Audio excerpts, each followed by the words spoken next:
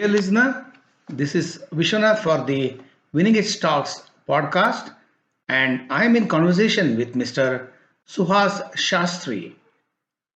You will now be listening to the part B of the conversation. Sit back and enjoy listening. So you're heading to Ecuador now. Correct. Again, issues with your passport? Oh, the Indian embassy helped you at Bogota. Correct. So, Ecuador was originally, when I had planned this trip back in August 2019, there was visa on arrival for Indian passport. But in December 2019, they had changed these rules that Indians needed a visa to get into Ecuador. I was trying to cross in January, and I did not know this rule was implemented. So I went into the border and I found out that I needed a visa and they wouldn't let me in. So he was like, okay, you can just go back to this border town in Colombia where there is an Ecuadorian consulate and you can get the visa there. So I was like, okay, let me go back, and then I went back into Colombia, went to the consulate and asked them, I need a visa, a tourist visa to travel to Ecuador. They're like, yeah, okay, these are all the documents you need. There was like, an employment offer letter, a bank's statement certificate,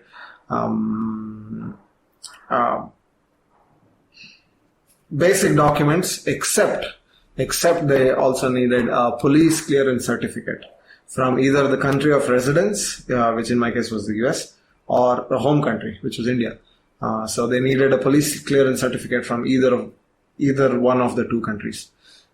Which was a problem because it is not something I would get immediate. Every other document I had it with me. So I started working on getting this document. First way was there was a portal on FBI where you have to submit all your fingerprints, and they would look through if I had any criminal history or record, and they'll give this the police clearance certificate. The second option was here in Bangalore, approach the local police station where they would dig through the files and that will take its own time. Yeah. So FBI had about 2 to 3 weeks time, and in Bangalore that also had about a month's time. And the third option was ask for this police clearance certificate from the embassy, Indian embassy in Bogota, in Colombia. So I worked through all three options, and I sent the required documents for all three, parties. And the question of waiting game began basically. All three ways had about 2 to 3 weeks or maybe to a month of wait time. So I posted this on social media asking for help if there was a faster way to get.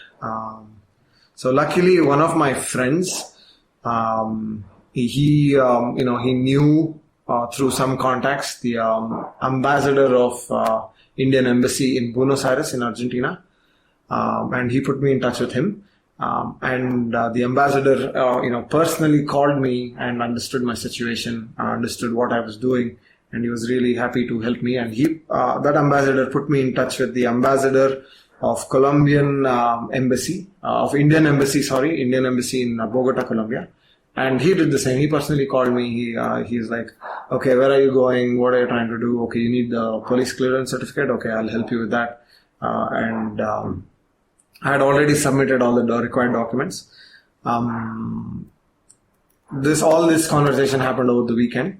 Monday morning, 9 a.m., the embassy opened, and 9:08 a.m. I had the document in my inbox. Wow. So they really helped me in getting this document within like 2 days instead of waiting 2 weeks. Okay. So I got the visa and I was on my way, and I was in Ecuador. See, we Indians speak so much in ill about our own agencies and these embassies and all that, and for them to have lived up, to have been so quick, responsive and prompt, shows that India is changing. Yeah. The image of abroad is changing, and they are acting fast.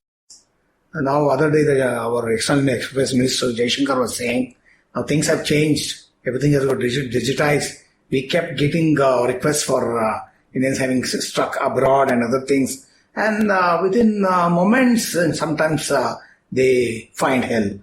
We are ready to help them. Correct. Yes. Yeah, at least you were fortunate. Yeah, It's definitely. really a miracle in those places to get ready help. Otherwise, waiting for so long will be really painful. Okay. Yes, very much. So what next? So in Ecuador, I had the unique experience to like actually cross the equator. Wow. Where you can... The same equator that runs through Sahara and Yes. the Mediterranean, those things, same thing? The Passes same, through the same equator. Yeah, you Okay. go from northern to the Of southern course, hemisphere. there's no two equators. Yeah. There is only one. Yeah. Yes. Okay. So it was nice to put one leg on northern hemisphere and the other leg on the southern hemisphere. Although it's an imaginary line, Imaginary line. It's a good feeling. Yeah.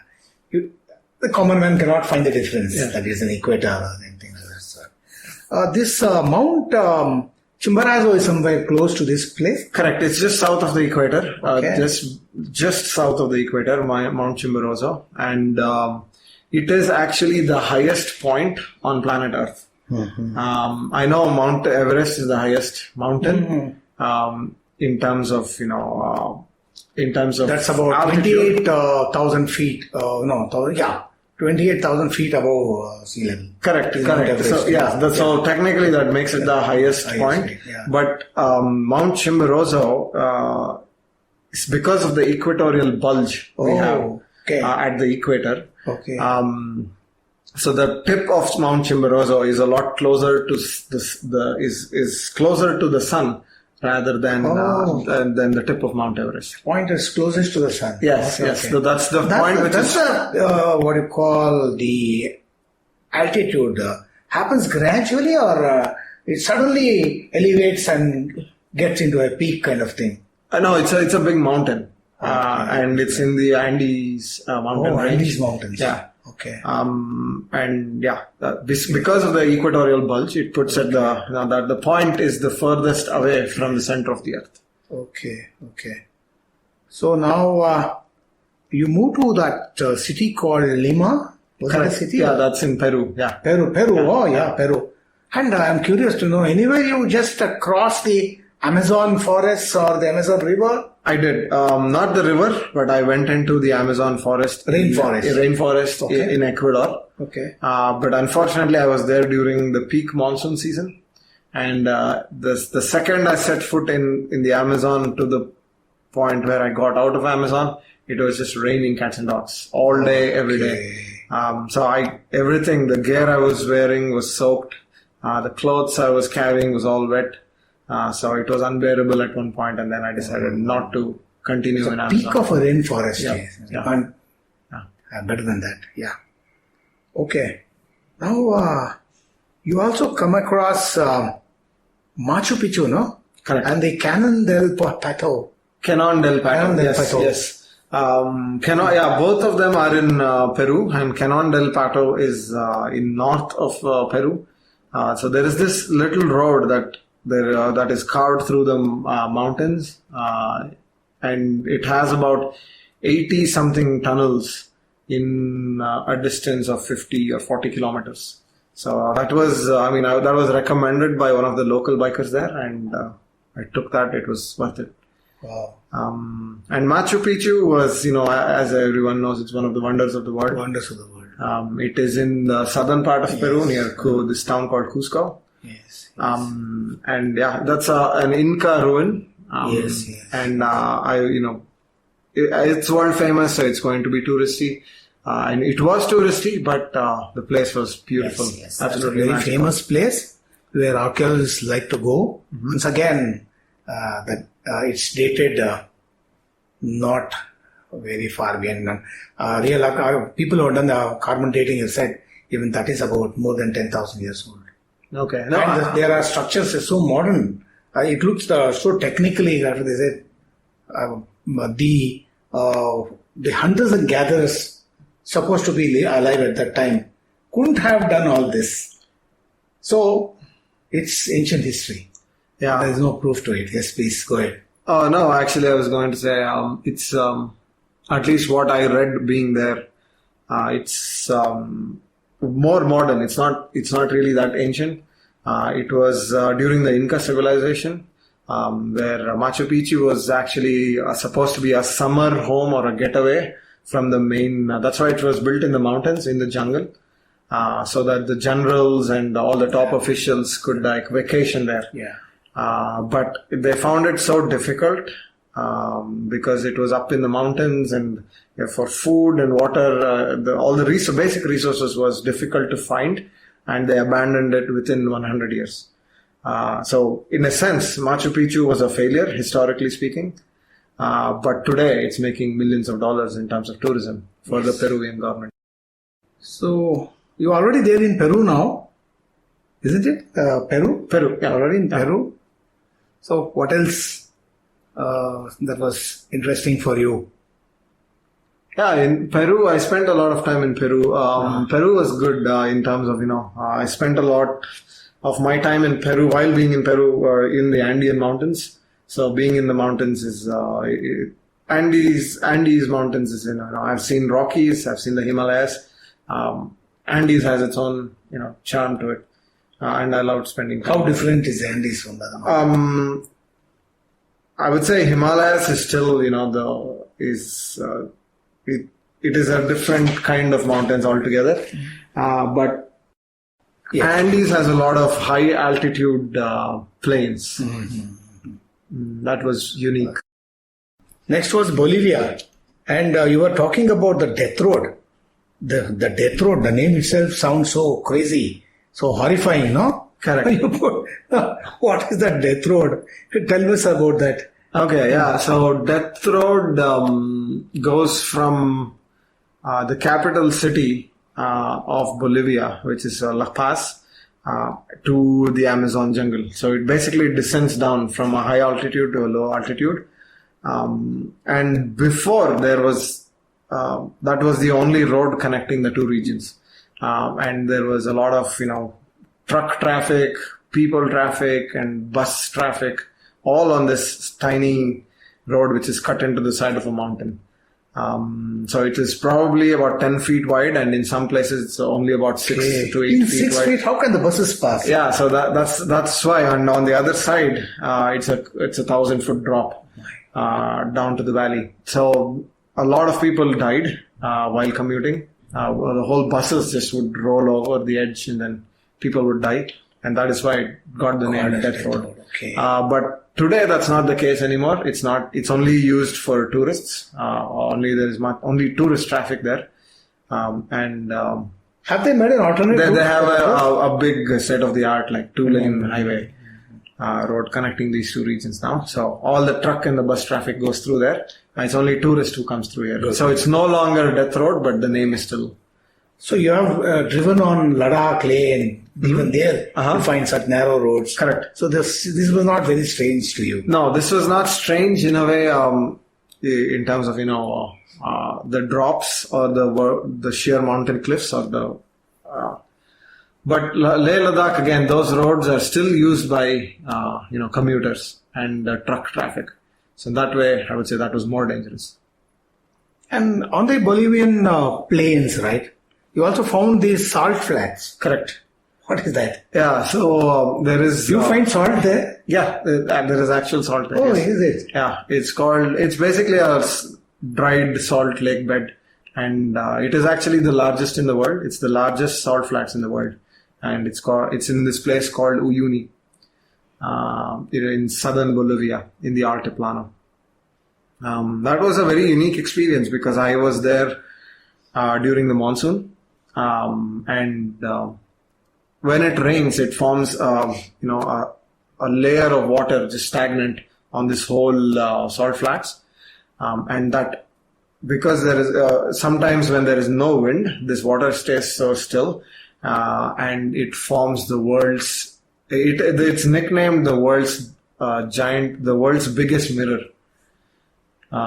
Because the water effect will look like a mirror. Okay.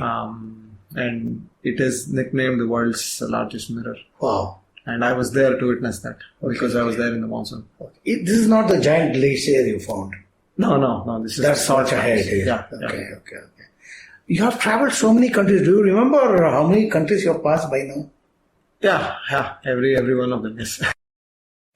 15 countries. So at this point, I think 14 countries. 14. Including Bolivia. Okay. Now you're entering the 15th country, that is Chile. Chile, correct. Chile. You Yeah. pronounce it as Chile. Chile.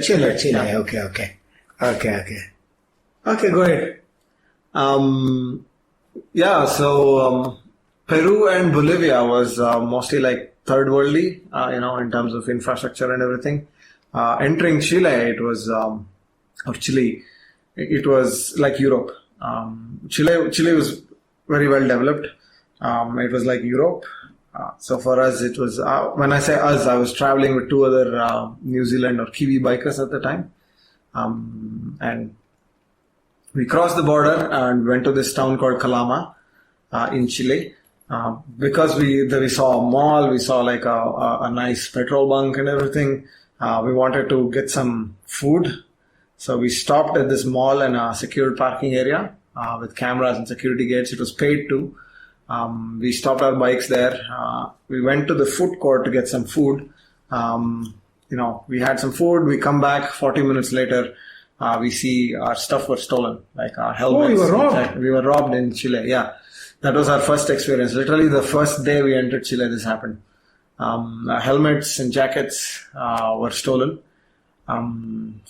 So at the time I was traveling with two other Kiwi bikers I mentioned. One of their names was Greg and the other one was Justin. So same helmet and jackets for both of their helmets and jackets. The bikes were there? Bikes were there. Because there's a paid parking.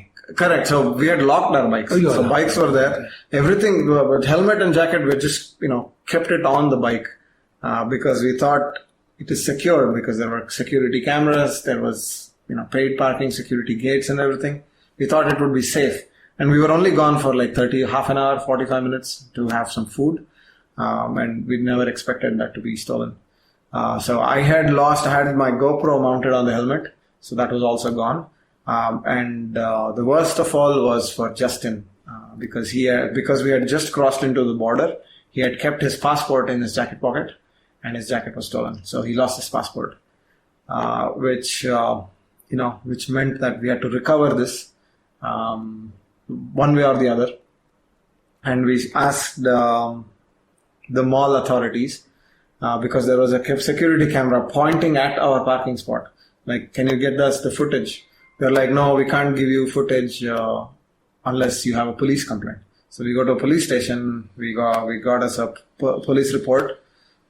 We knew the guy writing the report. We knew he was just doing his job. He was not going to help us anyway to find this. They're all hand in glove, or you don't have any control over this? More like Chile was going through a bit of a revolution at the time. The people were revolting. People were revolting against the government because there was inflation and high taxes and high fees for public transport, etc. So police were more focused on that rather than some foreigners' theft. So we knew they were not going to help. Anyway, we took the report. We came back to the mall asking for the security footage, and they were like, "No, at that time this camera was not working." That's a big lie. I don't know if it was a lie or maybe I don't know. Maybe they didn't want to get into complications. Yes. But yeah, at the time we took matters into our own hands. Where I posted this on social media saying this has happened. I posted pictures of our helmets and jackets, and we were robbed. Can you help us? Retrieve it. What can we do in this situation? And apparently my post went viral within the Chilean motorcycle community. And within 12 hours, there was like 20,000 shares or something, which was a surprise to me. Because people do care, we are a bunch of overland adventure bikers, and suddenly when they enter Chile, it's all gone. So everyone wanted to help us. It's the country's reputation. Correct, yeah. So that happened. And secondly, someone saw my post. Someone who lived in this town, he contacted us saying, "Hey, I read your post. I can come and help you. Where are you guys staying?" And he took our hotel address and everything. So this person, his name is Tito, and he was the active military service guy. So he had some contacts around. So he came to our hotel, he understood the whole problem, what it was. And then the next day he took us to some, flea market, where such stuff typically comes Or for also sale. call it a fence, Yeah. where they keep the stolen goods. Yeah, sometimes they're stolen, sometimes they're cheap, sometimes they're like imported illegally, things like that. So it's called a flea It's market. like a second-hand market. Correct. Okay. So we went there to see if it's over there somehow, and no luck, we didn't see it. Because he's like active military service, he knew a lot of contacts, so he got us in touch with a local news agency. They interviewed us saying what has happened, what did you lose, and how can we help you, things like that. So on that interview, so that was a Chilean national news interview. And everyone were aware that, there are 3 foreigners who has lost their stuff, and one of them has lost their passport. And they're stuck in Chile now trying to retrieve their things. Then we, even in the news, coverage, we showed pictures and videos of our stolen goods. And the third option was we printed out a flyer. We made a flyer saying we'll give $200 to the person who finds our stuff. Right, a reward money to the person who finds our stuff. No questions asked. And we printed like 100 flyers and posted it all over the town. So there was the social media post that went viral, there was the national news, and there was this flyers all over the town. So people knew that this was stolen, and there were 3 foreigners stuck here. And everybody knew what our helmets and jackets looked like. So the actual thieves who stole it, couldn't sell it to anyone, because it was hot goods and nobody wanted to buy them. So at which point these thieves used a middleman to contact us to, sell. I sorry to interrupt you. Yeah. What if the thieves had waited and for months to pass and then they had sold it? I guess they wanted immediate money. I don't know. But later I found out, these are small petty thieves. And they never imagined it to go so big. Mm-hmm. And they were actually afraid of getting arrested and becoming part of national news. So they started approaching these middlemen who talked to us saying, hey, these are like some small time thieves who has gotten into big trouble. But even with all these, the police keep aloof. Yeah, police were still not helping us in any way. Because the people may revolt, because the country was going through something. Correct. Yeah. So anyway, we negotiated a deal. We agreed for a meetup point. We paid $200 and we got our stuff back. How many hours you had to waste in the process? Oh, we stayed in that town for 1 full week. 1 full week we had to, this whole Going thing. through all this. Yeah, this whole thing. How did you spend your time for a week? Just, doing, writing the flyer, printing them out took some time. News, that was a full day activity. It took time. So it was like 5 days. Did it hamper your schedule and all your tour plan? It did, it did delay me a little bit, but what can you do? You can't go anywhere without helmet. But unfortunately though, even though we got our stuff back, my GoPro. And his passport also. No, I was going to say no, he did not get his passport. Okay. So he lost his passport, and my GoPro was also not returned to me. So that also I lost. But we had what we needed. How did he make his way through without the passport? Correct. So we had what we needed to get back on the road. And we rode down to Santiago, which is the capital city of Chile. And over there he applied for a new passport in the New Zealand embassy. Okay.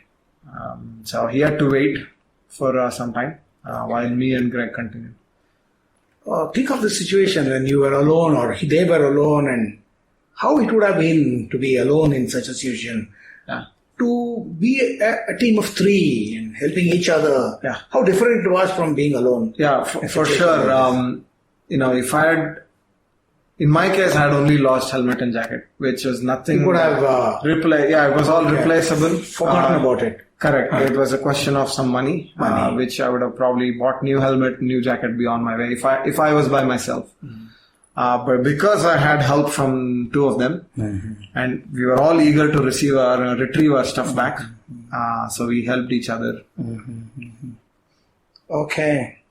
that was a shocking experience, but good thing you can make it through. Yeah, it was not a pleasant experience while going through. Now I can, Waiting for a look week? back.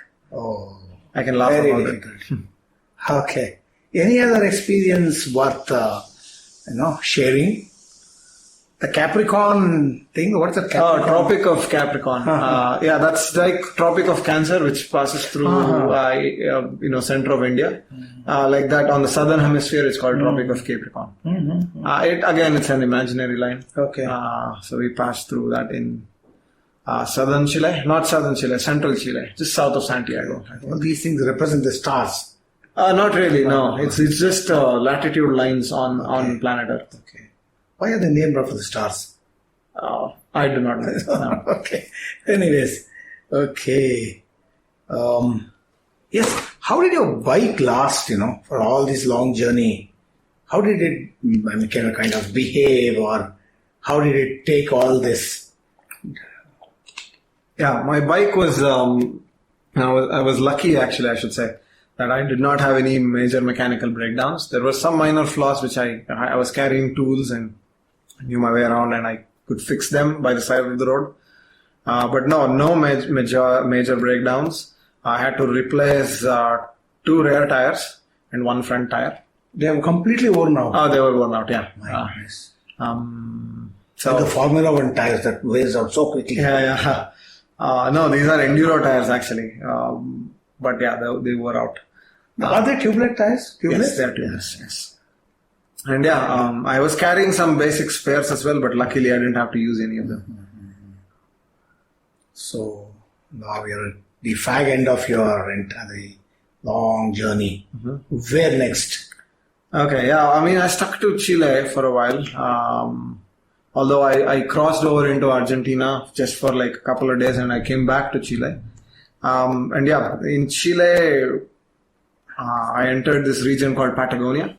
It was, a dream destination for me because I was looking forward to explore Patagonia for a very long time. And finally I was there. And it is a beautiful place. It's a lot of big mountains and open spaces and a lot of lakes and glaciers. And on the Chilean It's on the side, Amazon? No. Patagonia is a different region. It's the southern part of South America. It is shared between both Argentina and Chile. Okay. And I was on the Chilean side initially. Okay. There is a lot of national parks there called Torres del Paine in Chile. It has a lot of glacier melt water, beautiful blue lakes, and uniquely shaped mountains. After that, I crossed over to Argentina. In Argentina, again, that region of Patagonia is shared between the two countries. So you do a lot of crisscrossing between Chile and Argentina. You hop over the border, hop back, hop on, off. So in Argentina, I went to this place called Fitzroy. If you know the brand Patagonia, the adventure gear, there is the logo for Patagonia, and there is mountains in that logo. Those mountains are Fitzroy, and I saw the actual mountains in the logo of Patagonia.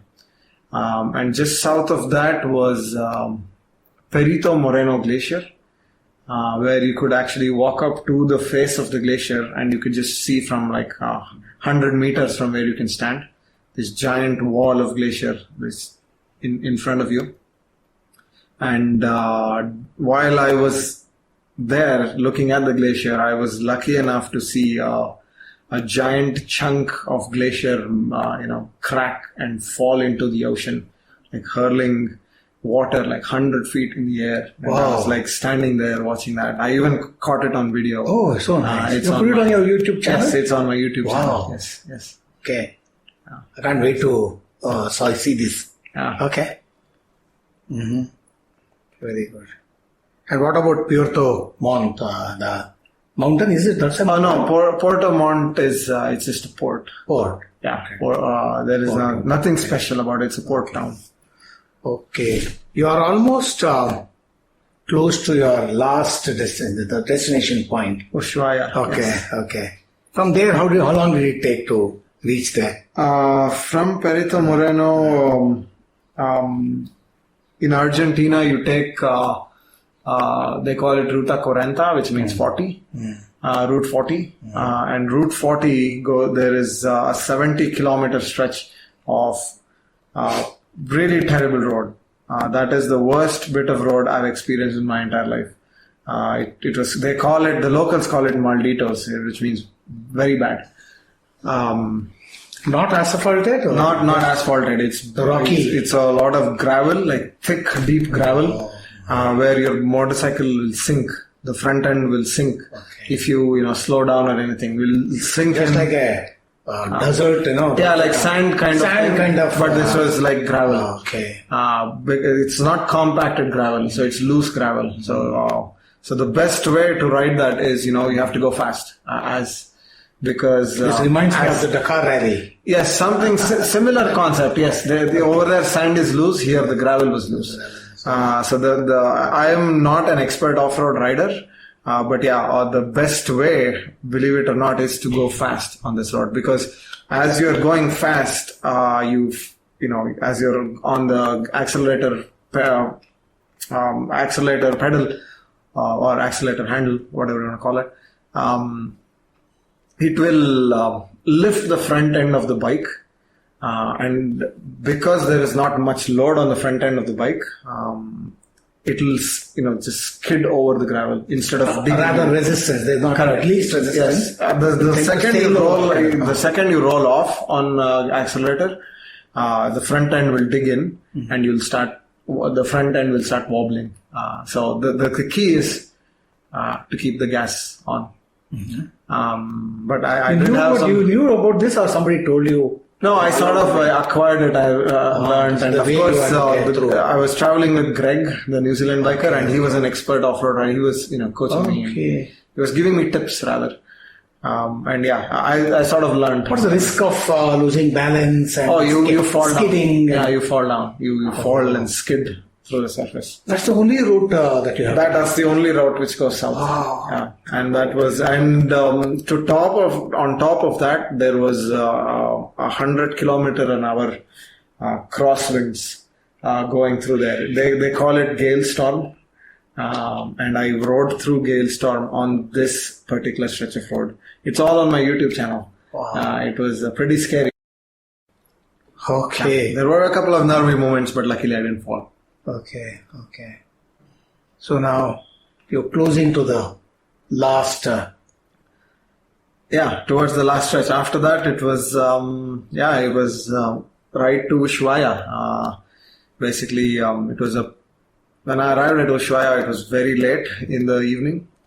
It was all dark, and at the time, Greg was still with me, and we had met another Mexican biker.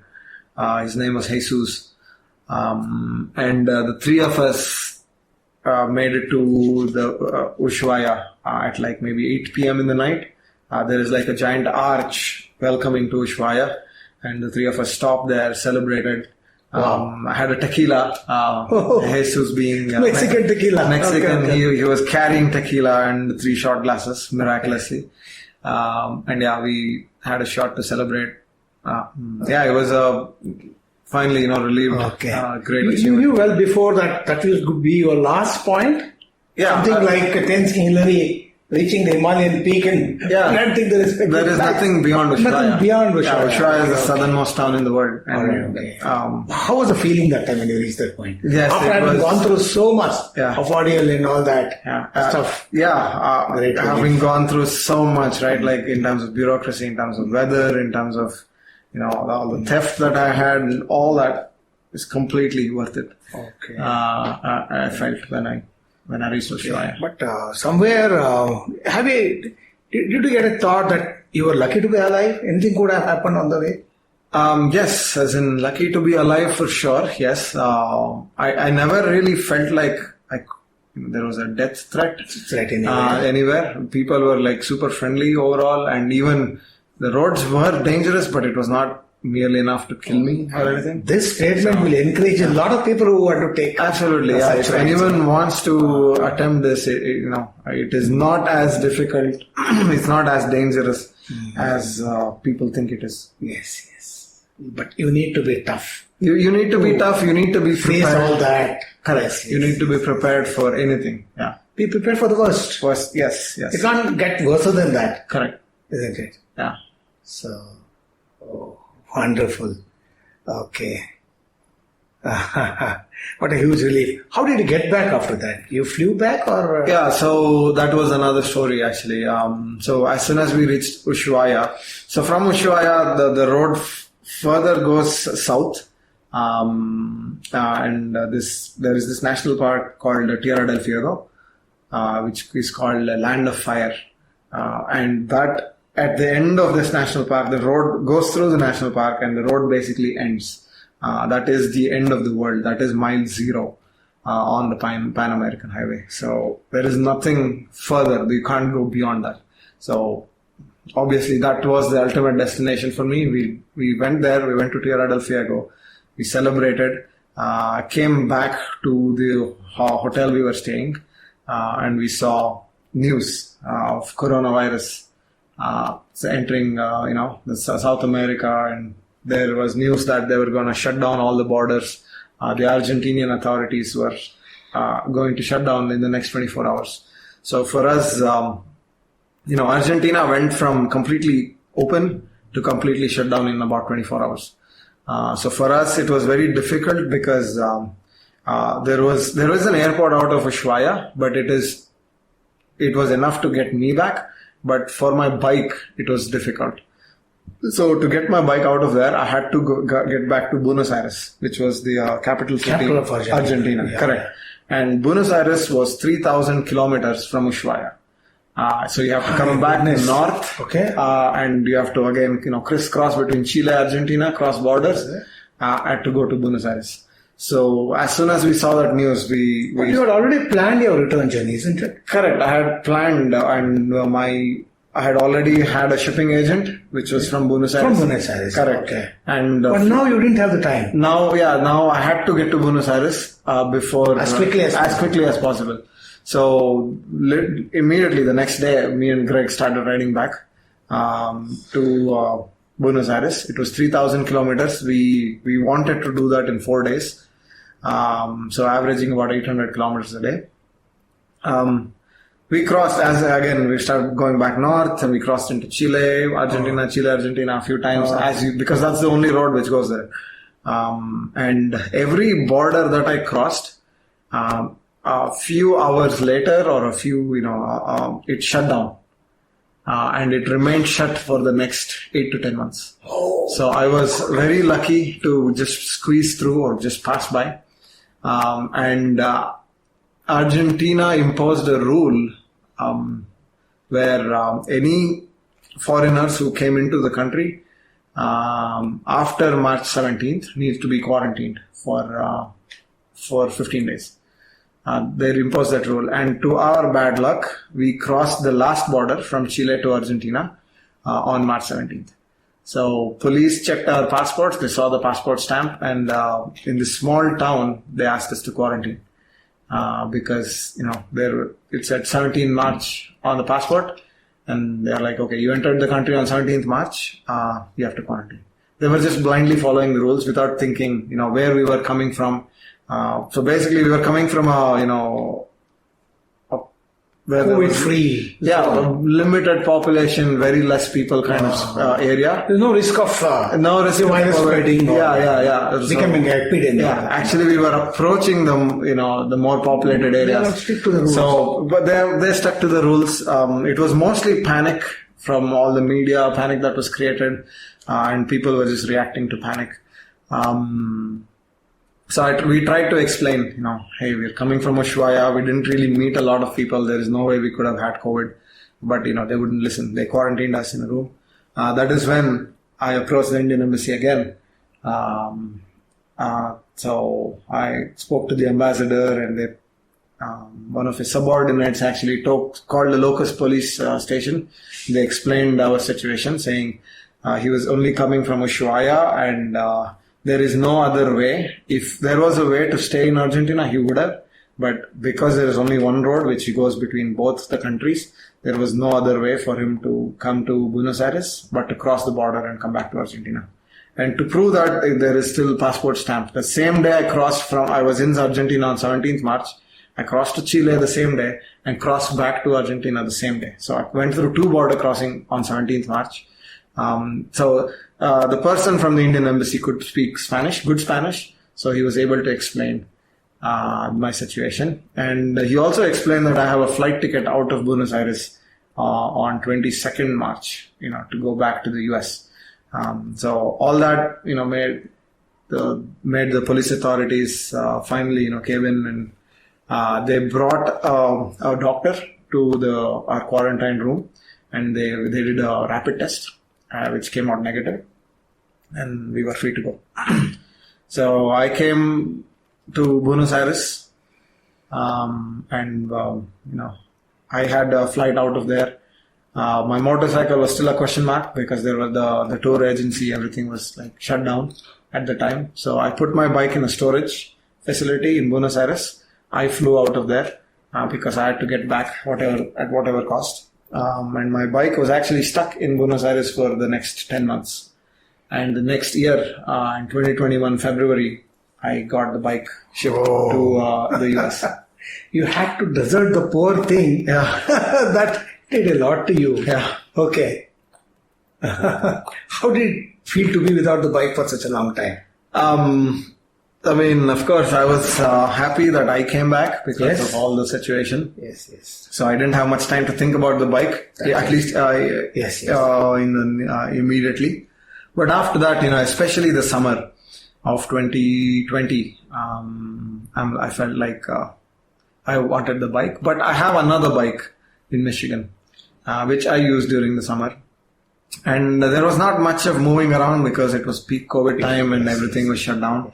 So it was not with me, but again, I didn't really miss it. But luckily, I got it the next winter. I got the bike back, and it's still with me in a garage in Michigan. Okay. So, what a story it was! It gave me goosebumps just recalling all those horrific experiences you have gone through, and still made to finish your journey, fulfill your dream. What a thrilling adventure this is! So unbelievable. So, how you spent your COVID days is another story. Maybe we will do an episode on that. How was it in the US? The first, the FIR, the first information report, the first, the first observations, because the media doesn't report the whole fact. Yeah. So, maybe that will be another episode. You spent a lot of time discussing your bike journey between the 2 oceans. Okay, what a terrific story it was. So thank you, Suhas, for coming over and talking to Winning Edge Talks.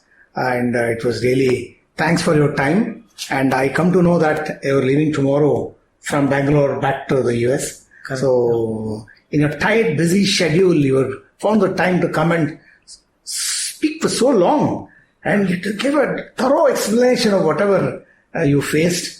And all this, I had in fact planned to do this in number of episodes. For the paucity of time, you have to just do it in one episode. And you were able to squeeze through explaining in every detail all the good and the bad, we must say, the experiences you faced. So once again, thank you for your time. It was really pleasure having you. Oh, thank you. Thank you for having me. Yes, I wish you all the best for future endeavors. Take more of these adventure trips and take care. Thank you. Thank you very much. Take care, yes.